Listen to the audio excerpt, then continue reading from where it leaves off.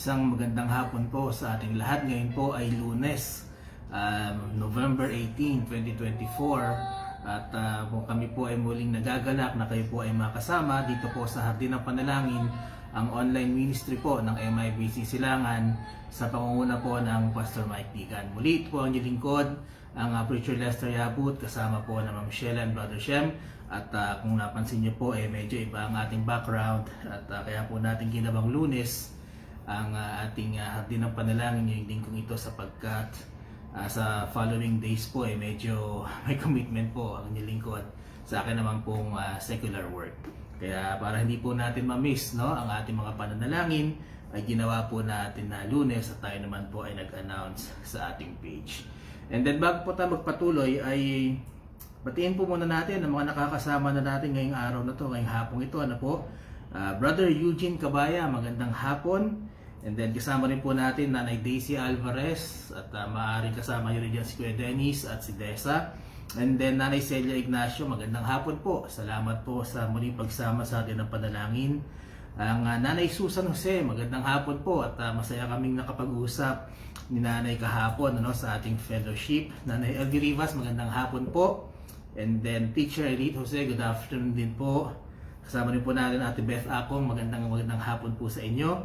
And si Brother Sam Digan, magandang hapon din po. Ayan po At medyo ibahin po natin ang ating format this afternoon sapagkat ang ating po mga files ay nandun po sa bahay. At kaya po magpadala na po kayo ng mga prayer request at yun po ang ating muna ipapanalangin mamaya sa atin pong prayer time. At medyo wala rin po muna tayong special number. Ayaw pong mag-special number ng live ni Ma'am Sheila. Okay. Pero kung napansin nyo, pag-pray natin, yung mga kumakanta kanina sa opening, may mga ubo po sila kung narinig nyo. Tama natin sila sa panalangin. Okay. At yan po, let us begin sa pamamagitan po ng isang panalangin. Let us pray. Ama naming banal na nasa langit, maraming salamat po Panginoon sa oras na inyong patuloy na ibinibigay sa kalayaan na meron po kami ngayon at pribilehiyo Panginoon na muling makalapit po sa inyong harapan upang kami po ay makapanalangin at kami po ay makapagsabi ng aming mga kahilingan, makapagsabi ng aming mga ninanais, ng aming mga heart's desire, O Lord. Salamat Panginoon sa pribilehiyong ito. Salamat din po Panginoon sa araw na to sa lahat po ng mga nanonood, baging sa manonood pa. Ang dalangin ko patuloy ang inyong paggabay sa amin sa hapong ito. Salamat po Panginoon, tinataas namin ang lahat ng kapurihan sa iyo. Ito ang aking panalangin sa pangalan po ni Jesus. Amen. Ayan po at medyo titingnan lang din po natin sa ating pong pagbati. Ang alam ko po na may birthday this week ay yung tingnan ko lang yan. Sa November 15, noong November 15 ay si brother, ano ba to? 16 na ba tayo? Okay. Okay, mali pala. November 16, ang brother Chris Paul Belen. And then kasabay po niya si Pastor Bernie Tanda. And then kasabay din po nila si Brother Levi Ira Jr. Maging nung kahapon naman po, November 17, si Carol Andrada.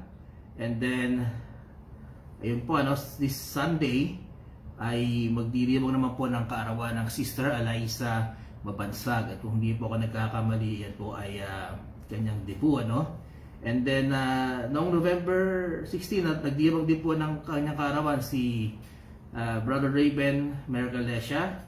And then sa November 19 naman po ay si Tita Remilia Diaz Alegre. Siya po ang tiyahin ng Ma'am Sheila. And po muna, at kung meron po kayong birthday na nalalaman, may kakilala kayong magbe-birthday this week. At pakisabi lang po sa chat natin upang mabati natin. Ngayong araw po ito, si Sir Nato de Guzman. Ayan, happy birthday po, Sir Nato de Guzman. Po And then patuloy po natin ipanalangin ang mga church anniversaries, ang MIBC Antipolo sa November 24, At ang MIBC Silangan naman po, tentatively ay magdiriwang ng church anniversary, December 1. Kasabay na rin po ang ordination ng mga bagong manggagawa, and then ang church organization. Ayan po. At tayo po ay tutungo sa ating pakikiramay. Patuloy po natin panalangin ng Mercalessia family for the passing of Brother Niel Mercalessia. Siya po ay pinsan ng Ma'am Sheila. At siya po ay pumanaw kahapon, no? Tama ba? Kahapon, Sunday. At nagkausap pa po kami niyan. We had the privilege to talk via video chat, no? Saturday night. Tinawagan po kanya kasi si Ma'am Baby, and nagkausap din kami. And then the following morning, nabigla po ako, sapagkat sabi ni Ma'am Baby sa akin, si Kuya Niel nga po ay kinuha na ng Panginoon. Siya po ay matagal na rin po nating ipinagpe-pray, at tumugon na po ang Panginoon sa ating panalangin. And let us continue to pray for comfort, kaaliwan din po sa buong Mercalessia family at sa kanyang mga naiwang mahal sa buhay. Ayan po. Also, let us continue to pray for the Paldeng family for the passing of Gian Paldeng last November 6, and the Hernandez family for the passing of Mr. Larry Hernandez last October 24. Ay po, mahalaga po ang panalangin sa mga mahal sa buhay na naiwan.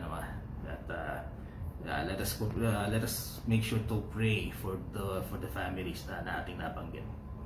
And po and then of course, ayon po sa aking memory, patuloy po natin ipanalangin ang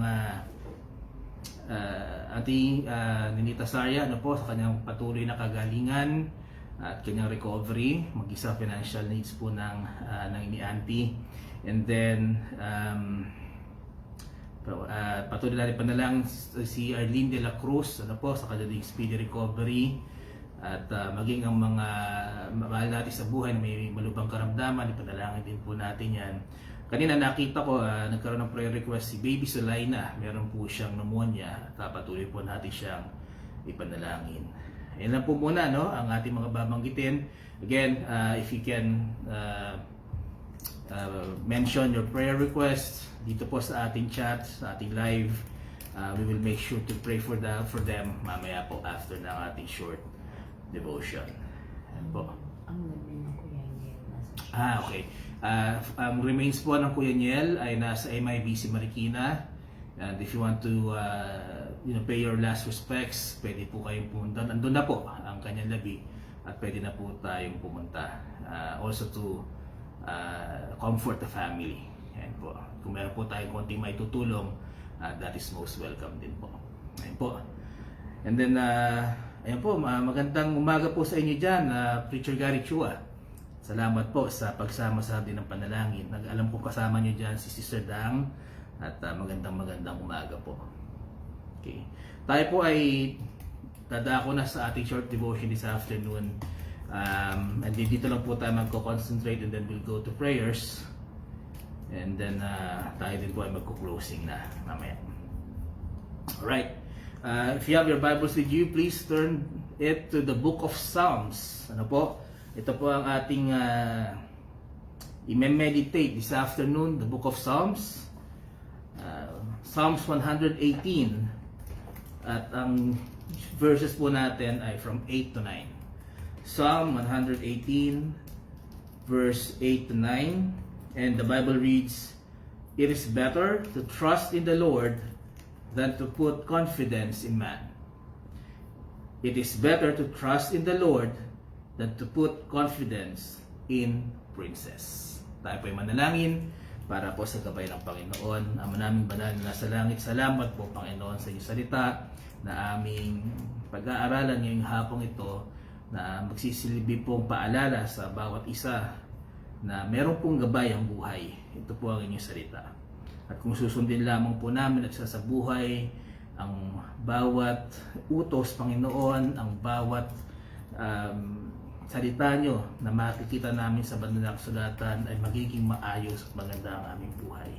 Maraming salamat, Panginoon. Kami po ay gabayan nyo ngayong hapong ito, especially po ang inyong lingkod, na ako po ay humihiling na muli niyo po ako itago sa inyong likuran, upang hindi po makita ang aking kahinaan, ang aking kasalanan, ang aking pagkukulang. Bagkus ang mensahe po ngayong hapong ito, ang makita po nila ay kayo, ay inyong kaluwalhatian, ang inyong kapangyarihan, Panginoon. Patawarin niyo kami sa aming mga kasalanan, Panginoon. Patawarin niyo kami sa aming mga pagkukulang. Ito ang aking sabot dalangin sa pangalan po ni Jesus. Amen at Amen. Ayan po. Ang title po ng ating short devotion this afternoon, Choose carefully who you give your trust. Choose carefully who you give your trust. Hindi naman po bago ang ating pag-uusapan ngayong hapong ito, no? Baka nga po more of a reminder instead of a devotion ang meron po tayo this afternoon.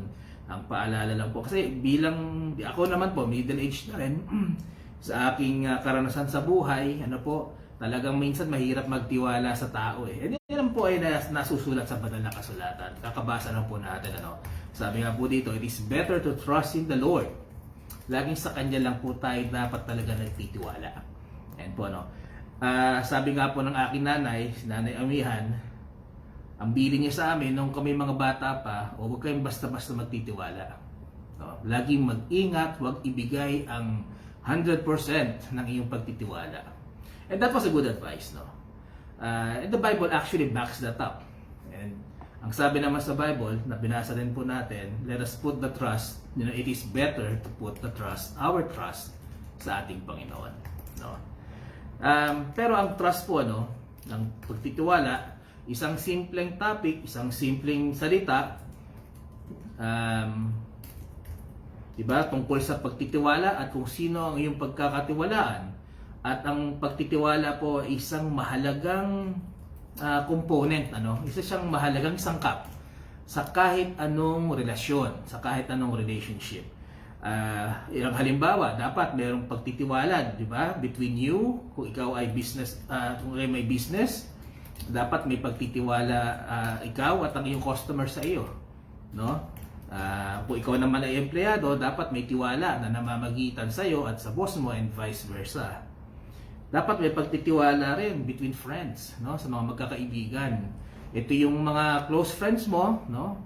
Pinagkakatiwalaan mo ng iyong mga sikreto, kaya masakit, di ba? Kapag walang tiwala sa bawat isa, anong klaseng pagkakaibigan to? Baka hindi. Hindi to tunay na pagkakaibigan.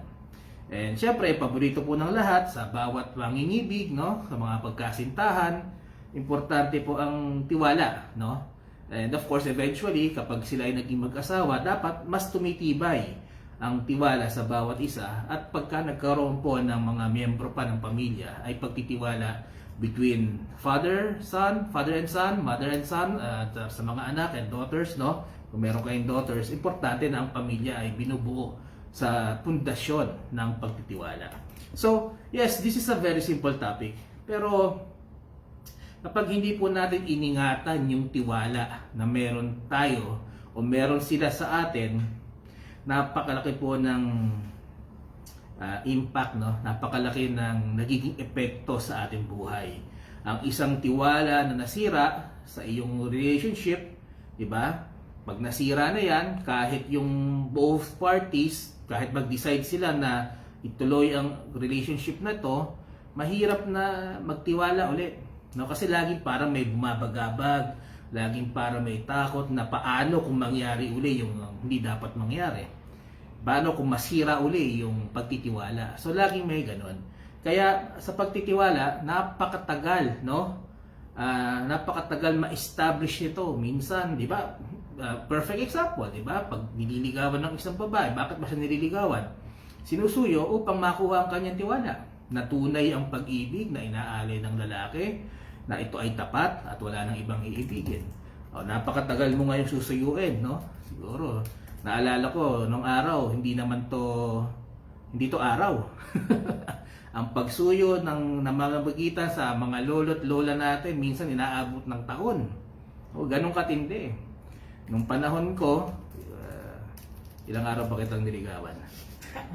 2 days saan? Hindi naman po. Nung panahon ko, siguro may buwan din, hindi ko na maalala, medyo matanda na ako. Pero ang malupit po, yung ngayon. Minsan, nagkakilala sa Facebook, yun na. no? Nagwapo yung profile pic. Yan nga sinasabi natin sa mga kabataan ngayon, no? Kami nga, ang sabi ko sa aking anak, kung hindi mo nakita yan ng personal, wag mong i-add. Hindi mo naman kilala talaga no? Nakita mo lang yung profile pic, nakita, nabasa mo. That is not true friendship, no? Maganda magamit ang social media upang yung malalayo magkaroon ng communication, pero para gamitin ito na magkaroon ka ng paramihan lang ng kaibigan kahit hindi mo naman kilala, delikado po yan. So, ganun na lang po, ano? Minsan napakatagal mong i-build yung trust, and yet isang iglap, isang pagkakamali, minsan nga hindi po pa sinasadya, no? Or isang maling o isang kasalanan na nagawa, napakadaling mabali, napakadaling masira, no? Kung ito ay ibabalik nyo, it takes years, no? It will take time, it may take decades, no? Para lang maibalik yung trust na yan. At kahit sa tingin ko, kahit habang buhay nating subukan na ibalik yung pagtitiwala na yan, it will never be 100% anymore. May lamat na, ika nga. Kaya nga po, yung main text natin, it says that it is better to trust in the Lord, no, rather than man. Sabi sa verse 9, it is still better to trust in the Lord rather than princes. Ano ba tong princess na to? Yung mga royal blood, may hari or may posisyon, may title, ano. So, walang, di ba, doesn't matter. Hindi mahalaga. Mahirap, isang commoner, isang pangkaraniwang tao o mayaman ka man, makapangyarihan ka man, may posisyon ka man, Kristiyano ka man, ikaw ba'y kapatid, ikaw ba'y mangangaral, ikaw ba'y pastor, bishop, councilor, mayor, governor, lahat na. Senator, congressman, vice president, president, yung former vice president at president nga, di ba? Nililitis ngayon Kaya sabi sa Biblia, it is still better to put your trust in the Lord, hindi sa tao. At maraming example ang ating banal na kasulatan tungkol sa pagkasira ng pagtitiwala. So, katulad nung binasa natin kanina, trust between customers and businesses, no? Basahin po natin sa Matthew 24, 3-4. Ayan po. Ito po ay isang parabola ng ating Panginoon. Diba? Hindi pala, sorry.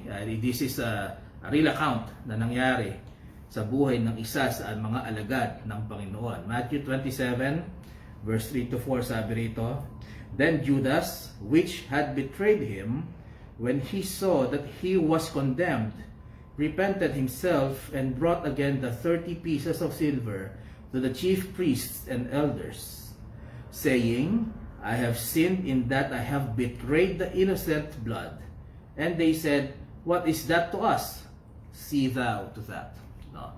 Dito sa binasa po nating passage, nakita natin kung paanong nasira o nagkaroon ng betrayal of trust sa pagitan ng mga Pariseo sa mga religious elders at kay Judas o kay Judas. So yung kanilang business transaction, ano po ba to? Paalalahanin po natin, ang business transaction ng elders, religious elders ng araw at kay Judas ay ipagkakanulo niya si Kristo sa kapalit ng 30 pieces of silver. So, hindi yata naintindihan ni Judas kung ano yung pinapasok niya, o kaya either hindi niya naintindihan o mali yung press release sa kanya, kumbaga mali yung kumbaga sa business, mali yung advertising. Ang sabi nila, ipagkanulo mo si Kristo, bibigyan kita ng 30 pieces of silver, pero wala naman silang sinabi na sa pamamagitan ng kanyang gagawin ay ipapapatay si Kristo. That Christ will be condemned. Kaya nga sabi dito, nung nalaman niya na na-condemn ang ating Panginoon si Kristo, pinuntahan niya yung kanyang business, ka-transaction. At sabi niya, binabalik niya yung binayad. Bakit? Hindi naman ito ang pinag-usapan natin, no? At anong sabi ng mga chief priests and elders? Sabi dito, what is that to us? Ano sa amin yan? So clearly, there is a misadvertisement, no? Merong pangloloko na ito yung alam ni Judas na customer nila, no? Pero ito pala yung gagawin. So, ano ibig sabihin nito? Hindi niya ini-expect na yung gagawin niya ay yun yung magiging kalalabasan. Iba sa sinabi sa kanya. So, pwede natin itong ihalin tulad sa isang unfair business practice na kung saan ang mga kumpanya, no, hindi naman sila ang advertisement nila maganda yung produkto, matibay, no? Ang advertisement nila maganda. Marami niyan sa online. Yung sa Besos nga nakabili kami ng barong dumating sa amin t-shirt. Small pa. Hindi pa kasya sa akin. So, unfair business transaction. And that betrays the trust. No? Sa tingin niyo po ba, o-order pa kami doon? Mura nga, 100 pesos lang. T-shirt naman yung dumating. Small pa. So, it betrays the trust. No? At nung kami po ay nag-chat, no? Either ang igagawin niyan, iba-block ka na, o kaya tulad ng mga elders, ang sabi nila, what is that to us? So, napakaganda ng customer service. Ano po? So, kumpleto ang Biblia, no? Pati sa ganong klaseng betrayal na isulat. So, yan po, no? Poor customer service does exist kahit nung panahon ni Kristo, no? And then, trust between you and your boss, no? Kung ikaw ay empleyado, kung meron tayong amo, mahalaga ang pagtitiwala na meron ka sa amo mo at yung amo mo sa iyo. So basahin po natin yan sa Luke 19. Ito pala yung parable, ano? Sa Luke 19:20-23. Sabi po rito, and another came, at kung kayo po ay magbabackread para makumpleto niyo po yung parable, I encourage you to do that. Pero for the sake of time lang po, basahin lang natin yung 20-23. Sabi dito, and another came saying, Lord, behold, here is thy pound, which I have kept laid up in a napkin. For I feared thee, because thou art an austere man. Thou takest up that thou layest not down, and reapest that thou didst not sow. And he said unto him, out of thine own mouth will I judge thee, thou wicked servant. Thou knewest that I was an austere man, taking up that I laid not down, and reaping that I did not sow. Sabi po sa verse 23, wherefore then givest not thou my money into the bank, that at my coming I might have required my own with usury? So sabi po rito, no, it is a parable that tells about a nobleman na umalis at pinagkatiwala niya sa tatlong servants niya. Una ay 5 pounds, at ang pangalawa ay 2 pounds, at ang pangatlo ay 1 pound. At ang binasa po natin ay bumalik na yung nobleman, at yung huling binigyan niya ng 1 pound, ang sabi, amo, eto na po. Hindi ko, alam ko ano kayo you're an austere man. Kaya wala akong ginawa, tinago ko lang. Natatakot ako sa inyo. So, imbis na purihin ng nobleman, ng kanyang amo, siya ay pinagalitan. Ang sabi, you are a wicked servant. Di ba? So, katulad dito, no? The first two servants were profitable. Kumita yung amo nila. Katulad ng binasa natin dito. Tapos yung pangatlong servant did not profit at all. So, nagalit yung nobleman. So, pwede natin itong ihalin tulad sa isang manggagawa, no? Na sinisira ang tiwala sa kanya ng kanyang amo, ng kanyang employer, na kapag siya po ay during working hours, hindi nagtatrabaho. O yung expectation sa kanya bilang manggagawa, hindi niya ginagawa. Ang tawag po sa panahon natin dyan ay petics. Na? Mag-i-in, chika-chika muna, parang may kilala akong gano'n. Bago magtrabaho, chika-chika muna. Maghihintay ng brunch, kakape-kape, no? Tapos maya-maya, lunch break na. O di masaya na. Pagkatapos kumain, kakamot-kamot muna ng tiyan. Tapos yung buong araw na yun, wala nang nagawa. Nangyayari ho yan minsan pag madalas, pagka wala ang amo. No? Sabi nga, when the cat is away, the mouse will play. Pero that betrays the trust. Kumbaga, pagka na-check ka ng amo mo, nakita ka sa CCTV, wala kang ginagawa, wala na, paano kapag kakatiwalaan ulit? Binabayaran ka para gawin yung dapat mong gawin bilang isang manggagawa. Pero hindi natin ginagawa. So, that is an example of how, diba, an employee breaks the trust of the employer. Meron din po tayong example tungkol sa betrayal between lovers. Itong kinukuha lang po natin yung mga very common, ano? Judges 16:45. I'm sure a lot of you already knows this. Puntahan po natin ang Book of Judges sa Old Testament, sa Judges 16, sabi po ng verse 4 to 5. And it was told, mali pala to, Judges 16:4 pala, okay. And it came to pass afterward that he loved a woman in the valley of Sorek, whose name was Delilah. Ang pinag-uusapan po natin dito, si Samson. No? May kanta pa nga to, di ba? Why Delilah? No? Sabi po sa verse 5, and the lords of the Philistines came up unto her, and said unto her, entice him, and see wherein his great strength lieth, and by what means we may prevail against him, that we may bind him to afflict him, and we will give thee every one of us 1,100 pieces of silver. Wow, no? Na in love si Samson kay Delilah. Si Delilah, kinausap ng mga kalaban ni Samson, sabi niya, i-entice mo, no?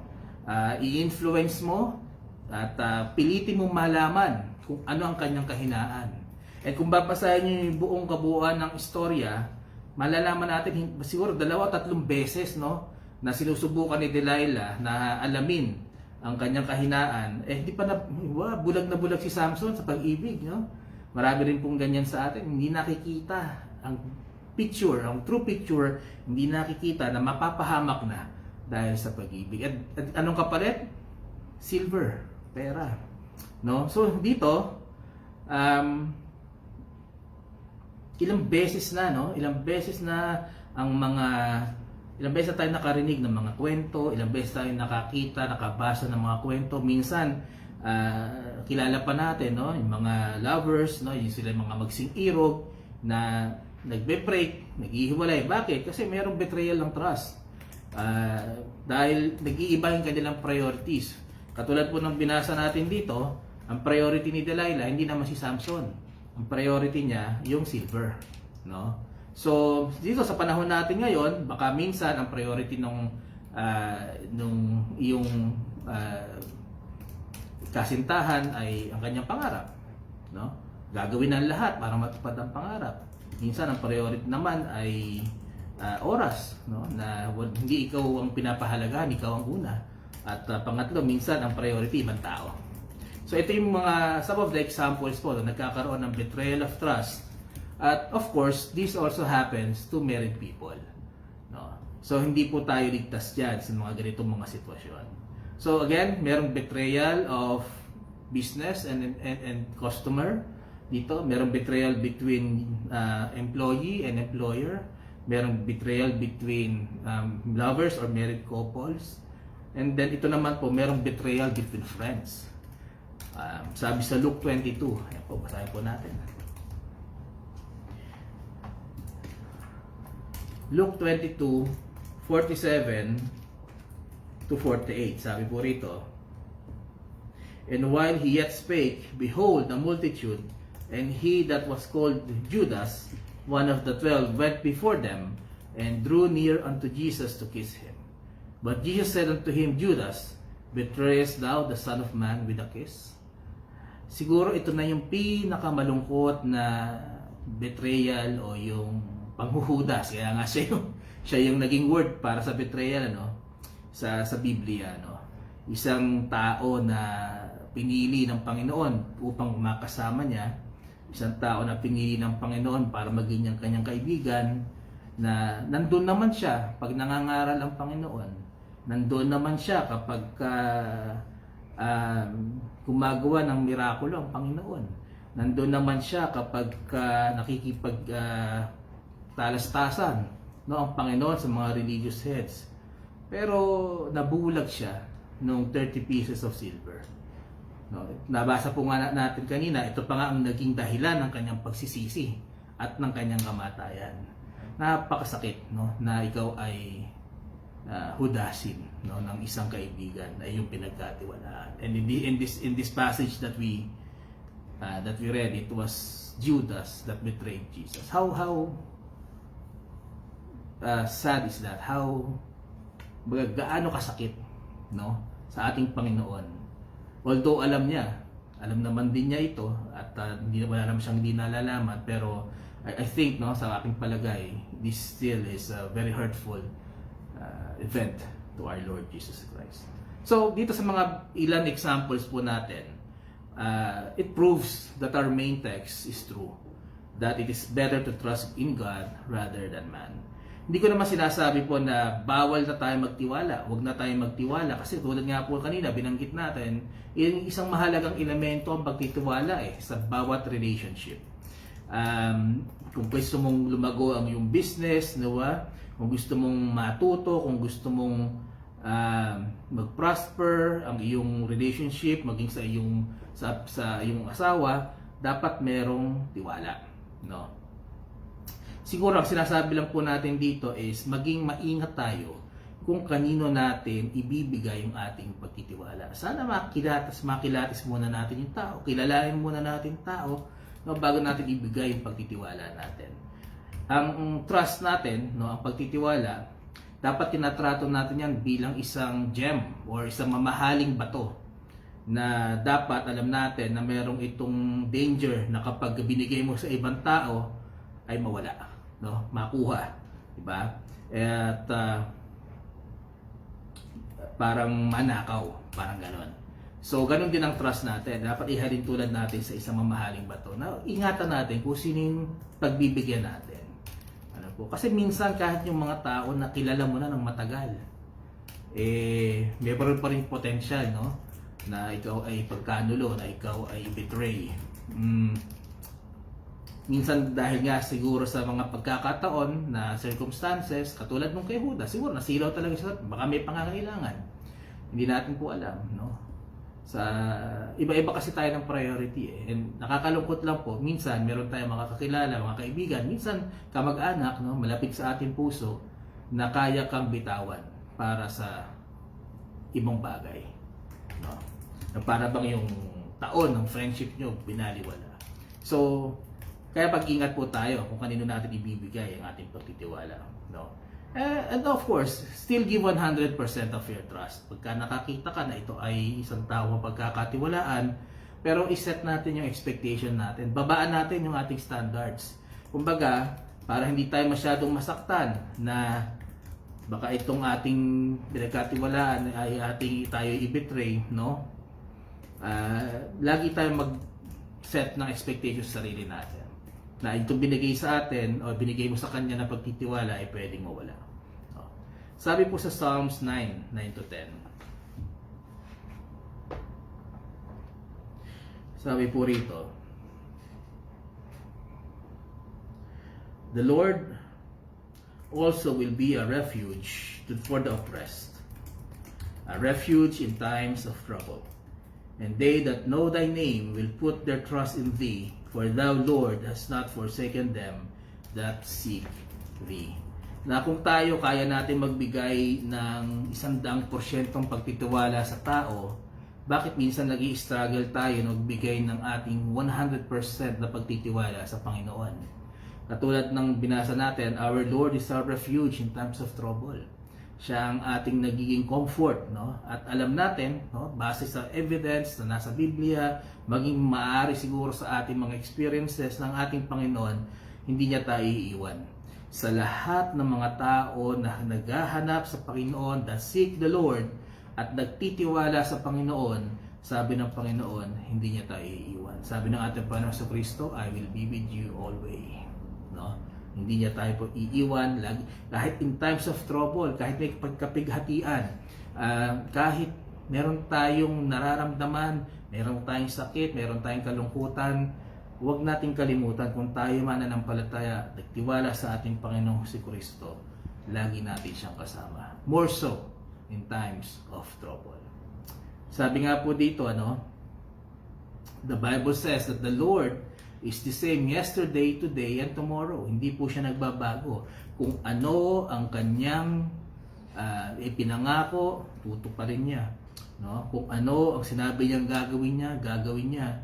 Kung ano ang para sa kanya ay kasalanan noon, yan din ay kasalanan hanggang ngayon. Kung ano ang mabuti para sa kanya, sa tingin niya mabuti noon, yan pa rin ang mabuti ngayon.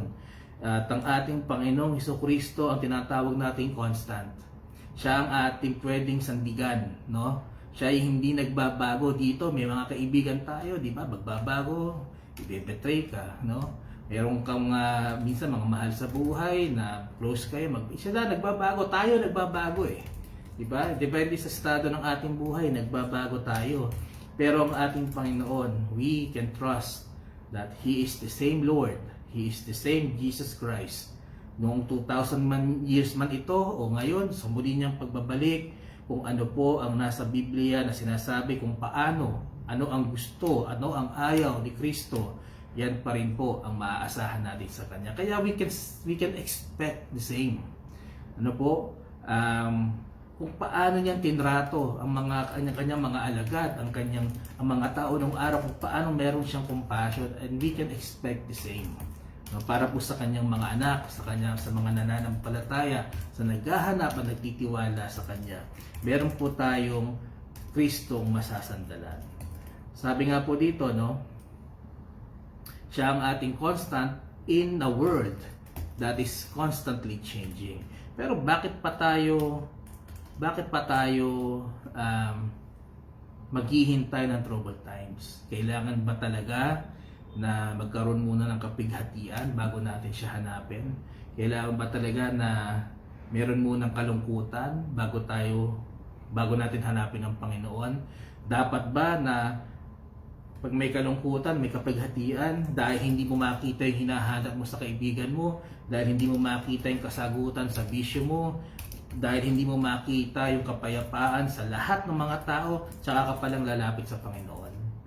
Sa mga mananampalataya po, first and foremost, unang event o unang experience ng hindi magandang mga bagay, dapat ang lapit po niyan agad-agad ay sa Panginoon.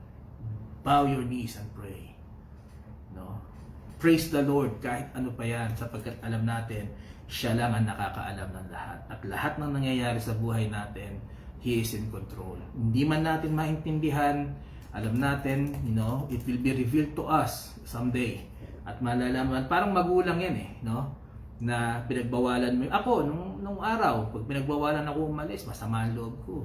No? Pag pinagpalit ako ng damit, masama loob ko kasi uso nun yung hip-hop, di ba? Mukha pala akong hip-hop.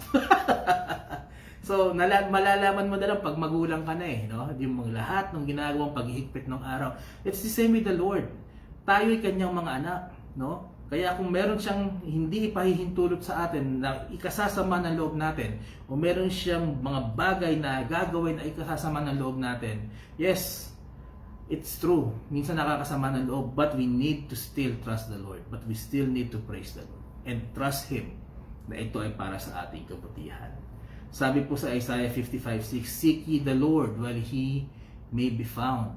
Call ye upon Him while He is near. At tayo po habang nabubuhay, palaging may pag-asa hanggat hindi pa dumarating ang ating Panginoon Kristo, hanggat hindi po siya bumabalik, lagi po tayo may pag-asa na maghanap, we seek the Lord at lumapit sa ating Panginoon. Andiyan pa po siya. Nagiging huli na lang po ang lahat kapag tayo po ay nawala na. No?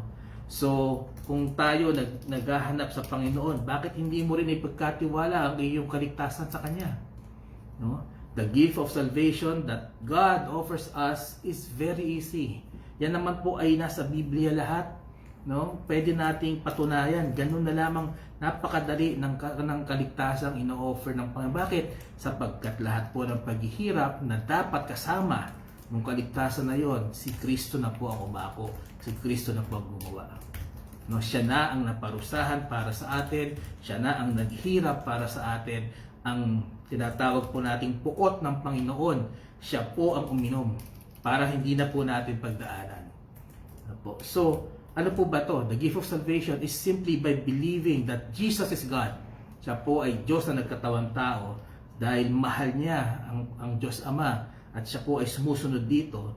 Siya po ay naging tao na namuhay ng walang kasalanan dito sa lupa at buong puso na binigay niya ang kanyang buhay para mamatay ng isang karumal-dumal, napakasakit na kamatayan sa krus. At siya po ay mailibing. Ngunit sa pangatlong araw siya po ay nabuhay na mag-uli upang tayo po, no, ay magkaroon ng kabayaran sa ating mga kasalanan, all sins, sabi po rito, past, present, and future, para magkaroon po tayo ng forgiveness of sins. And he need to rise again. Bakit? Kasi ito po ang katunayan na pinagtagumpayan niya po ang kamatayan, na yun po ang kabayaran ng ating kasalanan. So, kung tayo po ay sa ating mga binanggit, tayo ay nanampalataya, tayo nagtiwala sa ating Panginoong Hesukristo, then you can be confident, you can trust the Lord that Jesus will save us when the time comes. Pag tayo ay namatay, sa langit na bahay po tayo pupunta kasama ng ating Panginoong Hesukristo. No? And that is the confidence. This is the confidence that we have in Jesus. Kasi alam naman natin, di ba, ang Panginoon lagi nagfulfill ng kanyang promise. Sabi sa John 3:16, whosoever believeth in Him, kanina po, sa kanyang begotten Son, shall not perish but have everlasting life. That is a promise na dapat at napangahawakan natin at alam natin in confidence na mangyayari, sapagkat yan po ay ang Diyos ang nangako. Dito na po tayo magtatapos. Psalms 14:2, the Lord looked down from heaven upon the children of men to see if there were any that did understand and seek God. So mga kapatid, let us seek the Lord habang kaya pa natin. Habang malakas pa tayo, lumapit na tayo sa Panginoon. Hanapin natin siya, lumapit tayo sa Panginoon at ibigay natin yung 110% of our confidence and trust in God. Kasi alam natin siya, hindi niya tayo ipagkakanulo, hindi niya tayo i-betray, hindi niya i-break ang ating mga puso. Nawa po yung naging pagpapala ang ating short devotion this afternoon. Ang ating pong prayer ay magiging maikli lang sapagkat wala po tayong listahan. Tignan ko lamang po baka may sinunod dito si... Okay. Dito po, let us pray for MIBC Antipolo Church Anniversary, November 8. Ang MIBC Silangan po, 8 years anniversary, tentatively December 1. Tayo po ay nagpupuri sa Panginoon for the life of Kuya Niel and for the sharing of the gospel through Preacher Rennie. At tayo po ay nagpapasalamat sapagkat si Kuya Niel and si Ate Tess, they accepted the Lord, the Jesus Christ as the Lord and Savior. So tayo, sa kanilang pagtanggap sa ating Panginoong Kristo, we know that Kuya Niel is in heaven right now. So let us also pray for Nanay Nene, Ate Tess, kay Kuya Odon, kay Ryan, kay Raven, and the whole Mercalessia family. At isama rin po natin sa panalangin ang ating kung kayo po ay may nakakaalam ng kapatiran na may sakit at may karamdaman, pakisama po sa panalangin natin ngayong hapong ito. Tayo po ay manalangin na. At please join me as we pray.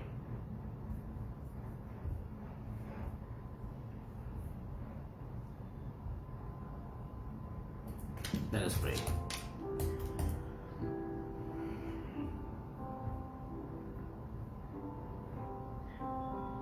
Ang maraming Diyos na makapangyarihan sa lahat, napakasimple po ng aming pinag-aralan ngayong hapong ito, subalit napakahirap gawin. Isang simpleng salita, pagtitiwala, napakalaki ng epekto sa buhay ng bawat isa. Napakahirap niyang buuin, napakadaling sirain. Kaya dalangin ko, Panginoon, ang bawat isa na nakikinig ngayon magkaroon ng karunungan, magkaroon ng wisdom, Panginoon. Kung kanino nila ilalagak ang mga tiwala. Higit sa lahat, Panginoon, na paalalahanan ng bawat isa ngayong hapong ito na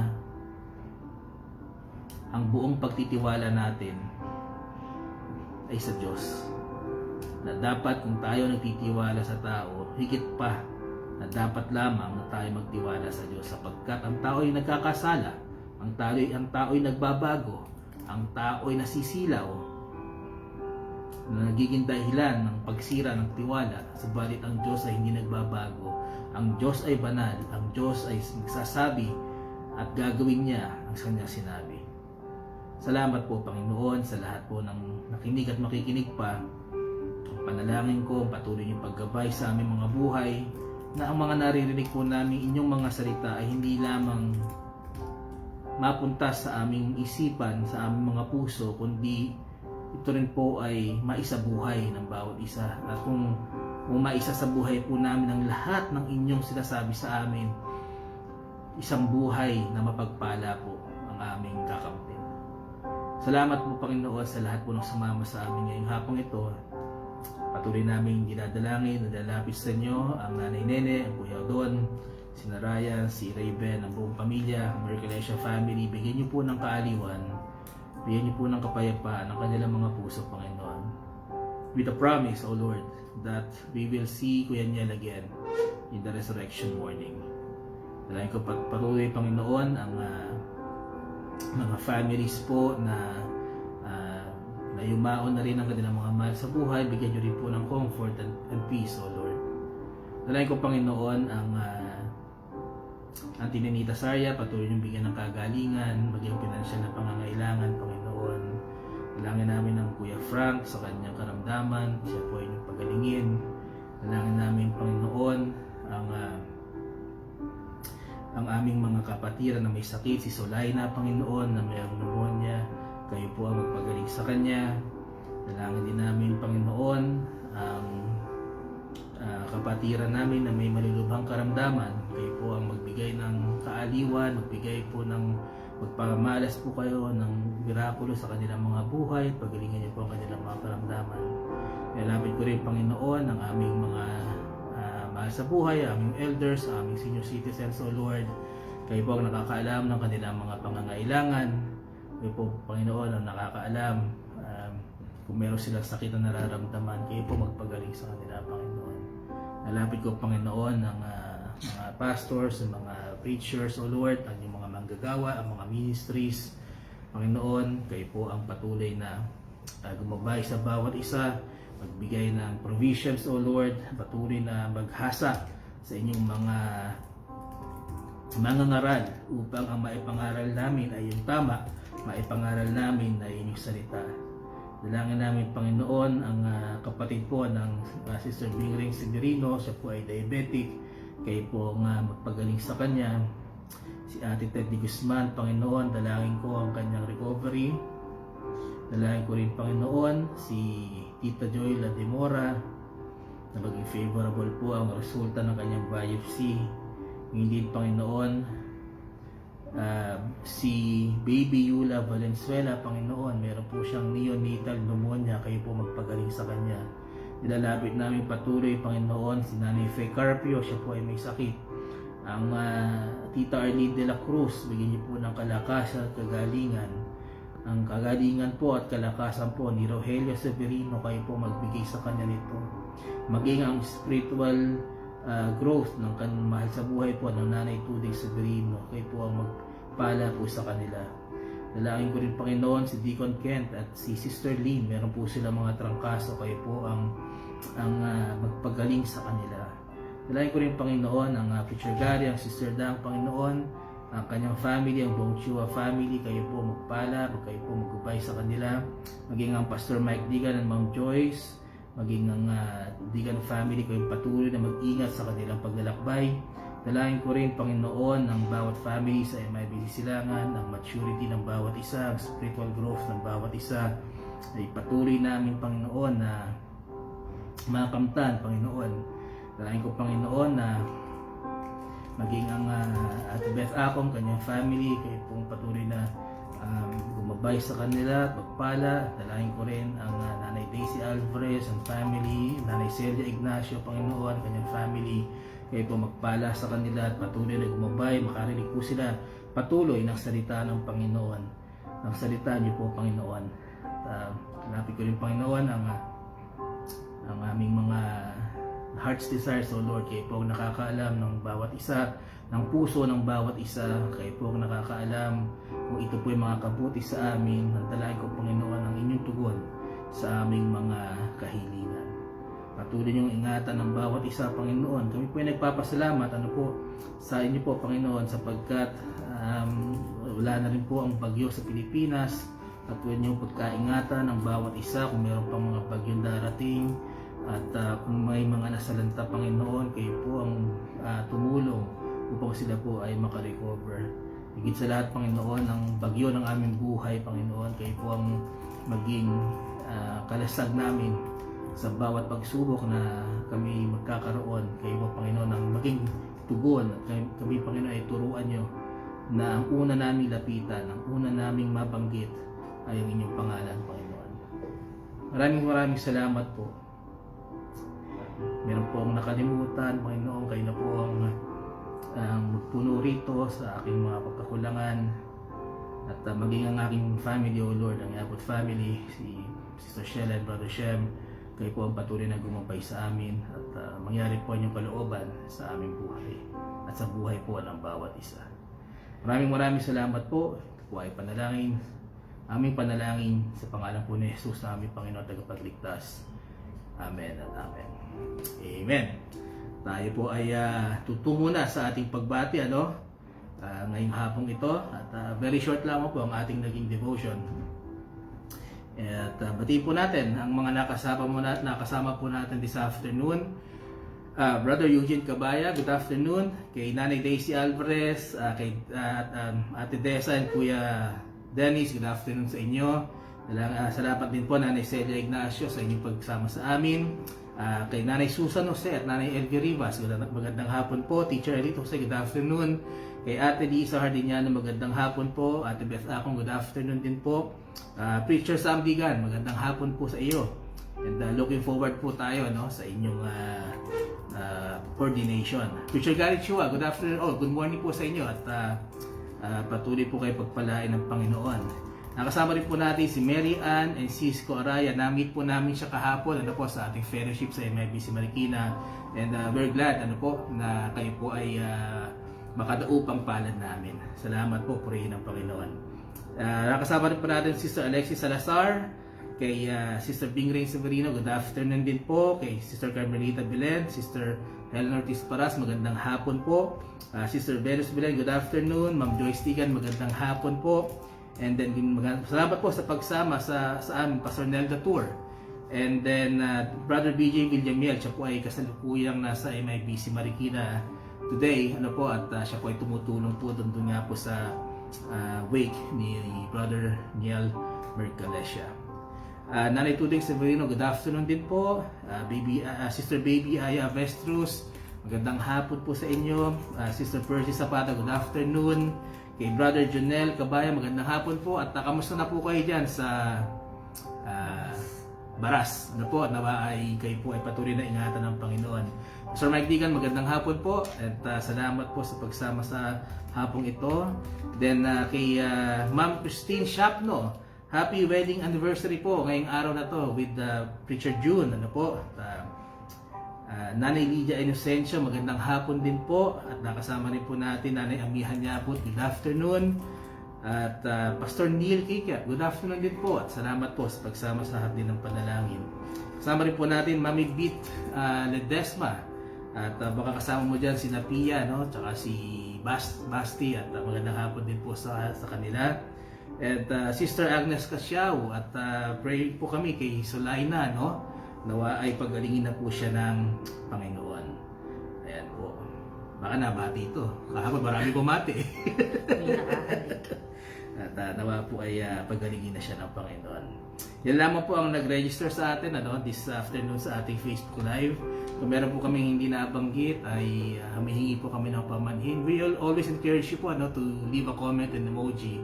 Kahit emoji lang na heart, okay na po yan. And we will greet you sa pagtatapos po ng ating gawain. At muli, maraming po salamat sa lahat po ng nakasama natin this afternoon. Ang hardin po ng panalangin ay babalik po this Thursday sa pangunguna po ng Preacher Gary Chua at Sister Dang. Ang midweek service naman po natin this Wednesday will be led by Pastor Mike Digan. At tayo po ay patuloy na magpanalalingan sa bawat isa. And then, yun lang po, tingnan ko lang po rito. Okay. Again, maraming salamat po for being an encouragement to us. Patuloy lamang po tayo magtiwala sa Panginoon. Ito ba yung lingkod, Preacher Lester Yabut, kasama po ng Sister Sheila and Brother Shem. Magandang hapon po. God bless you all.